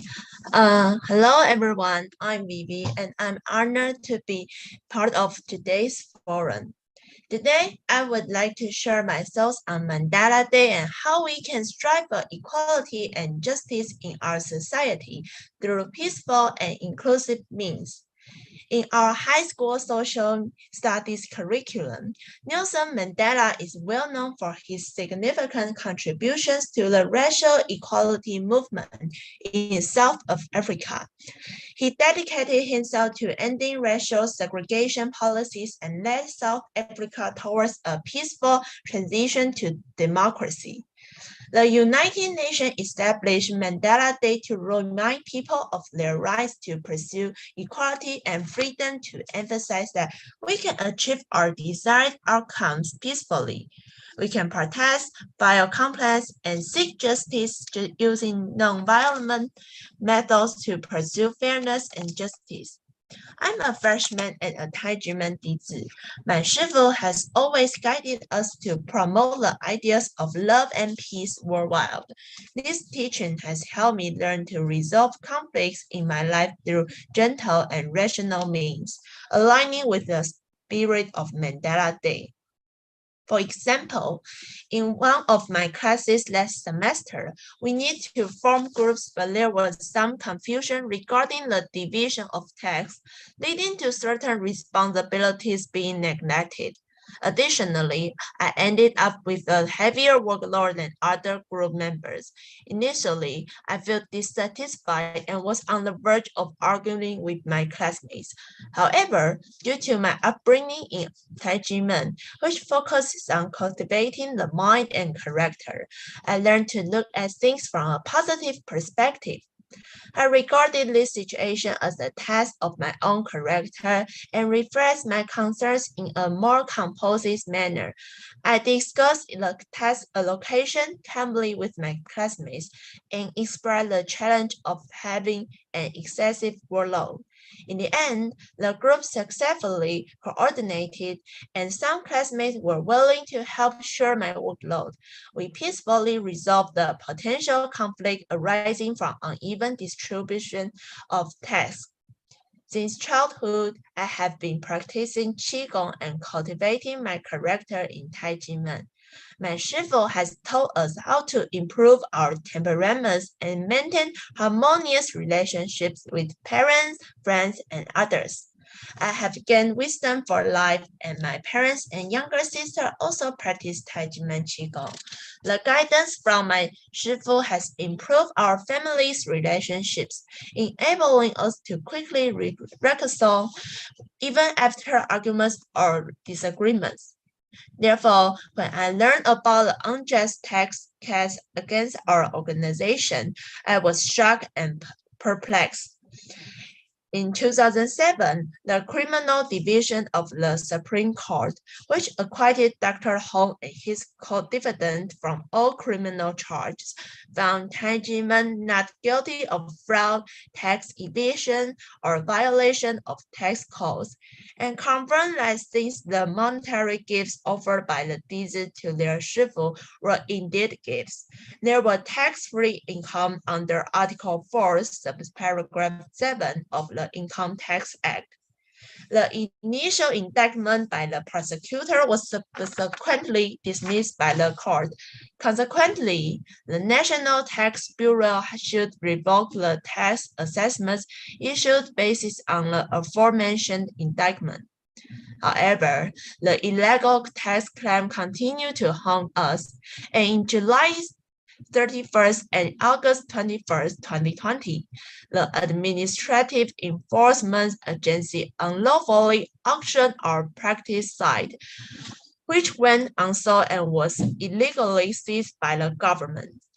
Throughout my school education, I have learned that the government should provide effective administrative remedies and avenues for complaint and protest to people. Taiwan is a democratic and rule of law country. However, the National Taxation Bureau has ignored the court's verdict of innocence and tax exemption, persisting in issuing unlawful tax plans. This starkly contrasts with the fair and just image of the government that I have always known. Is the government telling the people that they needn't adhere to judicial decisions? Mandela spends decades fighting for racial equality and remains steadfast despite being imprisoned. The Taiji Men case has lasted for 27 years, but time will not erode our determination to seek justice. My Shifu tells us, distinguish right from wrong, discern yin and yang. From the Taiji Men case, I have come to realize that the government can also make mistakes. If mistakes are made, they should be corrected. The extent of this tax case itself is erroneous, and the government should not compound one mistake with another. Otherwise, wouldn't it be setting a precedent for disregarding the law? Therefore, as Taiji Men Dizi, we must fight for the innocence of our organization. Furthermore, through this case, we have witnessed many flaws in Taiwan's tax system, such as the bonus system for tax enforcement officials, which may lead some government officials to be swayed by personal interests and lose their sense of fairness and conscience. For example, the number of cases involving forced tax collection and fees has increased significantly. In 2001, there were only 1.89 million new cases, but starting from 2018, the number of new cases exceeded 10 million each year. In 2020 alone, there were a staggering 40.3 million cases, equivalent to nearly 1 in 2 people owing taxes or fees in Taiwan's population of 23 million. This is a worrisome and alarming statistic. How many of these cases are wrongful conviction? My Shifu says, conscience is the foundation of everything. We must awaken the conscience of government agencies, seek justice for the Taiji Men case, and that is why my family and I have joined the Tax and Legal Reform League. We have discovered that many tax victims in Taiwan are afraid to resist the power of the government. As a volunteer, I and other volunteers conduct roadside campaigns at busy intersections, displaying banners advocating tax reform and distributing flyers. In recent years, we have also participated in marches on December 19. The anniversary of the Taiji Men case on Catagalan Boulevard, expressing our demands for tax reform and our desire for justice in the Taiji Men case. This has encouraged many other tax victims to bravely share their experience. Through these peaceful means, we strive for the fairness and justice that we deserve, hoping that the government can hear the voice of people, and that more citizens can realize the flaws in Taiwan's tax system. We want everyone to understand that even the government can make mistakes and needs to improve. Let us all join the tax reform movement together. On Mandela Day, I hope that more tax victims which have suffered injustice but are afraid to speak up can stand together. Through the powerful yet gentle means of words and writing, let us bravely fight for our rights and restore justice within ourselves. Thank you for listening. Thank you very much, Vivi. In fact, the work that you are doing as a volunteer, like everybody else in the Taiji Men DC, it's very commendable, but not only. You know, things can be commendable, but it's something that is very needed. So I keep encouraging everyone to continue contributing to get this tax reform so that nobody suffers, because taxes is a way to suppress individuals when they are not used or assessed properly.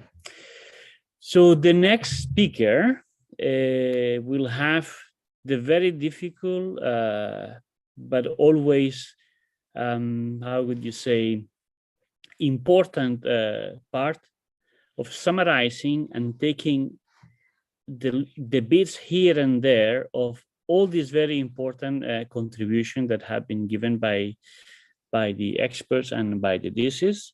And in charge for this is my dear friend, Mr. Marco Respinti, editor-in-chief of Bitter Winter, who is very keen to be incisive enough with those who deserve it, and the kindest person with the good people. Marco, the floor is yours. Thank you so much, Ivan. And I reciprocate yours, dear friend. So friends correct each other, and I'm just the director in charge of Bitter Winter, editor-in-chief of Bitter Winter, of course. Thank you so much for having organized this another important webinar on this Day of Observance. Thank you for this to CESNUR, the Center for Studies on New Religions, and to Human Rights Without Frontiers. Also because as it's surfaced here and there, we are some way anticipating today the 80th birthday of Dr. Hong Tao-tse, and so it's a very relevant and important occasion. Ivan Arjona led our today's webinar in a very precise and charming way, presenting all these scholars and testimonies. And the first of scholars was Willy Faudret, the director of Human Rights Without Frontier, who, I cannot, of course, summarize every single speech of today, but I want to highlight a few things. And of course, I don't want even to repeat what has been brilliantly said before me, but Willy Faudret was very effective in reminding all of us that we live in an unprecedented age of religious persecution. We are accustomed to say we live in peace, and at some extent, I underline, in many countries of the West and in Asia, we live in peace because there is absence of war. But as Willy said, this doesn't mean that we are free of violence, specifically of violence motivated by religious intolerance, discrimination, and hatred. After him, Professor Introvigne told us a story that most of us do not know, to underline the support, even love, for freedom of religion, beliefs, or creed, and that support of FoRB, as the formula goes, must always come free from partisan preconditions. Otherwise, it becomes hostage to ideologies and interests, and at the end of the day, transforms itself in the opposite of liberty. The first scholar, Peter Zorer, made an interesting analogy of three men that I, with him, would define as having rather different personalities, but he was marvelously able to tie their teachings and legacies in one sentiment of value for all of us. Very interesting, and we should probably go back to the speech and digest it, so to speak, more. It's very challenging. Then the Dizzy came. Sam Wen said, and I quote directly, "I wonder how much courage it should be taken for a person to insist for his or her beliefs, especially when those beliefs go against the prevailing social realization." This is a teaching that illuminates many situations and should be always hold dear, held dear by any one of us, because it's really firm to some extent. Ms. Zona Chen reminded us that the meaning, many things, but I am touched by her reminding of the meaning of the bell of war, peace, and love, which is very symbolic. I've been seeing a few times the ringing of the bell, and it is always touching. And she said that the bell has been rung by 502 world heads of state and government so far, representing 133 nations. And many of these presidents have already achieved their peace wishes. This is a very encouraging sign that hopefully will develop not only socially, but I would say within the heart of every single person to really build peace, which is, as we have said many times, is not just the absence of war. Then Miss Brittany Ding said, and I'm quoting directly, Taiji Men is a place for practicing Qigong and cultivating the heart, accompanying me as I grow up. So she gave us a personal testimony with the guidance of Master and the companionship of my brothers and sisters, which is a big family of Qi. In Taiji Men, Shifu has taught me a lot of wisdom about life, teaching by example, by words and without words, so that I have learned to face and deal with life's difficulties with love and conscience. I do love this word, as we all do, conscience, which is right at the center of Taiji Men teaching. And it's a universal dimension, universal value that could lead all of us. If we go back to conscience, we may not solve problems, but the solution is at hand. Then Josie Lee quoted Shifu saying, quote, "It is necessary to distinguish between right and wrong." Explaining that sentence this way: the heart is the root, and the conscience, again, this concept is the antidote to all problems. Again, conscience, going back to what we really are as human beings, is the key to live a good life first and bring about, or help bringing about, a decent society for everyone, fighting injustice and fighting persecution. P.V. Su said, quoting, "Throughout my school education, I have learned that the government should provide effective administrative remedies and avenues for complaint and protest to the people. Taiwan is a democratic and rule of law country. However, the National Taxation Bureau have ignored the court's verdict of innocence and tax exemptions, persisting in issuing unlawful tax claims. This starkly contrasts with the fair and just image of the government that I have always known." This is a very important point. There is an ideal version that we all nurture and love of what a state or a society should be and should do for the people. And then there is a reality, and sometimes reality is not the same as our dream and ideal. And in the case of Taiji Men and Taiwan, National Taxation Bureau was a perfect example of how these two things don't go oftentimes together. And in this case, the government became an enemy of the people. So I do thank you so much for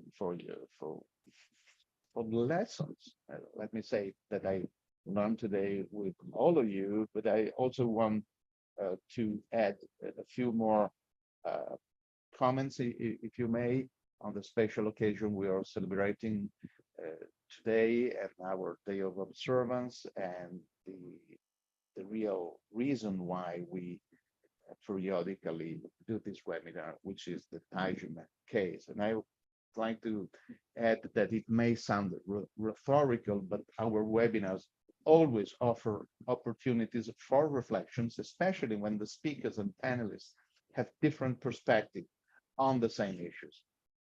Take Nelson Mandela, for example, to whom the UN entitles its day of observance on July 18 every year since 2009. I, of course, do not want to appear obnoxious, but I would not be entirely open if I would conceal the criticism of his actions that I put on paper on different occasions in articles and books. Despite being saluted by virtually everyone as a hero, Mandela had in fact a dubious record precisely on democracy and human rights. not only when he favored class warfare and revolutionary actions involving the use of violence, but also once he repudiated those later in life. His policy on AIDS, which was decimating his country when he was the president of South Africa, was in fact embarrassing, to say the least. But this is not the topic of today, and let us all go beyond my precedent remarks, interpreting this day of observance at the best of its intimate nature. And while I do thank all of you for granting me the room to express my perspective here, different from others as it is or maybe, let me concentrate on our goal. It is time to end all discrimination based on religion, belief, or creed. When we make this statement, we may interpret it in a double way. We may want to express a wish, meaning that it is finally time for FoRB discrimination to end, because enough is enough, or we may mean that the time has already come, and it is now. Unfortunately, also as Billy Cottrell reminded us in the opening speech, we must exclude the latter. We all agree on this. That time has not, in fact, come yet. Every single day in too many corners of the world, freedom of religion is violated. Often it is violated in a very violent way, requesting a toll in human lives. In other cases, discrimination continues for years and generates a significant amount of unnecessary suffering. The Taiji Men case shows it. Religious liberty is violated, still violated. Taiji Men has suffered harassment and violence for decades, and this is the reason why we periodically gather to discuss its case and inform about it all persons of goodwill who detest injustice, oppression, and the abuse of power. So the statement truly means that we wish and hope for a real end to all for discriminations, since they have not ended yet. At this point, what does prevent that statement from becoming just wishful thinking? It is our absolute trust in truth. And I know this may be a disputable statement, but let me add that none of us would ever want to waste one single minute of our time if we would not ultimately believe it. Without a firm trust in truth, why would we bother to denounce the daily violations of religious liberty and human rights, and to analyze all cases we are presented with? Why would we bother to explain and repeat that Taiji Men is totally innocent, has been cleared of all charges by all levels of timeless justice, and is an evident victim of moral and political corruption, serving as a scapegoat for some tricky and dirty design? The resilience of Taiji Men and the moral talent of enduring so many sorrows shown by Shifu, Grandmaster, and Dizzy of Disciples is the proof that they trust truth. Our caring for their cause is the proof that we all trust truth as well, no doubt. But what is then this trust in truth? What do we trust truth for? What we trust about truth is truth's ability to prevail at last. It may take time, and more than 25 years of Taiji Men's harassment and suffering is enough. It may prove hard, but against all odds, Taiji Men was repeatedly cleared of all fabricated accusations. Time and hardship are in fact no. If there is one thing I have learned from Taiji Men, this is it. The same truth we trust to finally prevail is the same truth FoRB is made of. Religions and spiritual ways are not all the same. What is the same is the honest spirit that animates all believers in different religions. What is really true of all religions, including religions that a believer in another religion may regard as false, is the afflatus for truth that motivates them. No matter how different beliefs and believers may be, no matter how many conflicts they may have between each other, that single element, a thirst and hunger for truth, makes them similar, makes their devotees, sisters and brothers, make them humans and unique. This is the material out of which our trust in the always prevailing truth is tailored. We do not know when and where, but truth will ultimately win and bring about the end of all persecutions and discrimination based on religion, belief, or creed. If in fact human beings would come to see that what is at the core of their own religious creed is the same ultimate desire for truth that all other believers, non-believers, and fellow humans share, there would be no more room and time for fights. Friends and colleagues who know me know that the clothes of the utopian creature do not fit me. I am just trying to address the ultimate philosophical question that is at the center of the common religious desire of human nature, as well as of its opposite, religious persecution. While the will of many operates for religious freedom, the will of other humans, animated by the same desire but not realizing it, works to frustrate and oppose that fundamental religious sentiment. What I'm trying to say is that the time for all religious discrimination to end will come when human beings reappropriate themselves of their human essence. Convinced as I am that the ultimate essence of humans is their spiritual dimensions, my probably purely imprecise understanding of Taiji Men is that Taiji Men works toward that reappropriation of the human essence by human beings, functioning as a supreme catalyst, aggregator, and facilitator of the end of all persecution motivated by hatred of religion. And this is also my prayer. Thank you.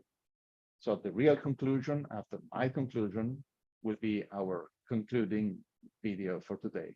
Again, thank you all for listening and watching. Distinguished guests, ladies and gentlemen, thank you for being here at the Swiss Mountain Village Live concert. Today marks the 16th anniversary of the Supreme Court verdict on the Taiji Men case. In addition to holding a forum at National Taiwan University, we also want to express the oppressed voices of 27 years through live concert at the unjust memorial site of the 1219 human rights incident. We will present our admiration and remembrance for the human rights victims through 4 songs: Waiting for Your Early Return, Rainy Night Flower, Longing for the Spring Breeze, and Amazing Grace. We pray that justice will come swiftly, calming our souls like a soft spring wind. Now, let's follow the song and look back to the poignant combination of beauty and tragedy in the 27-year journey that the Taiji Men, Zhangmen Ren, and Dizi have endured.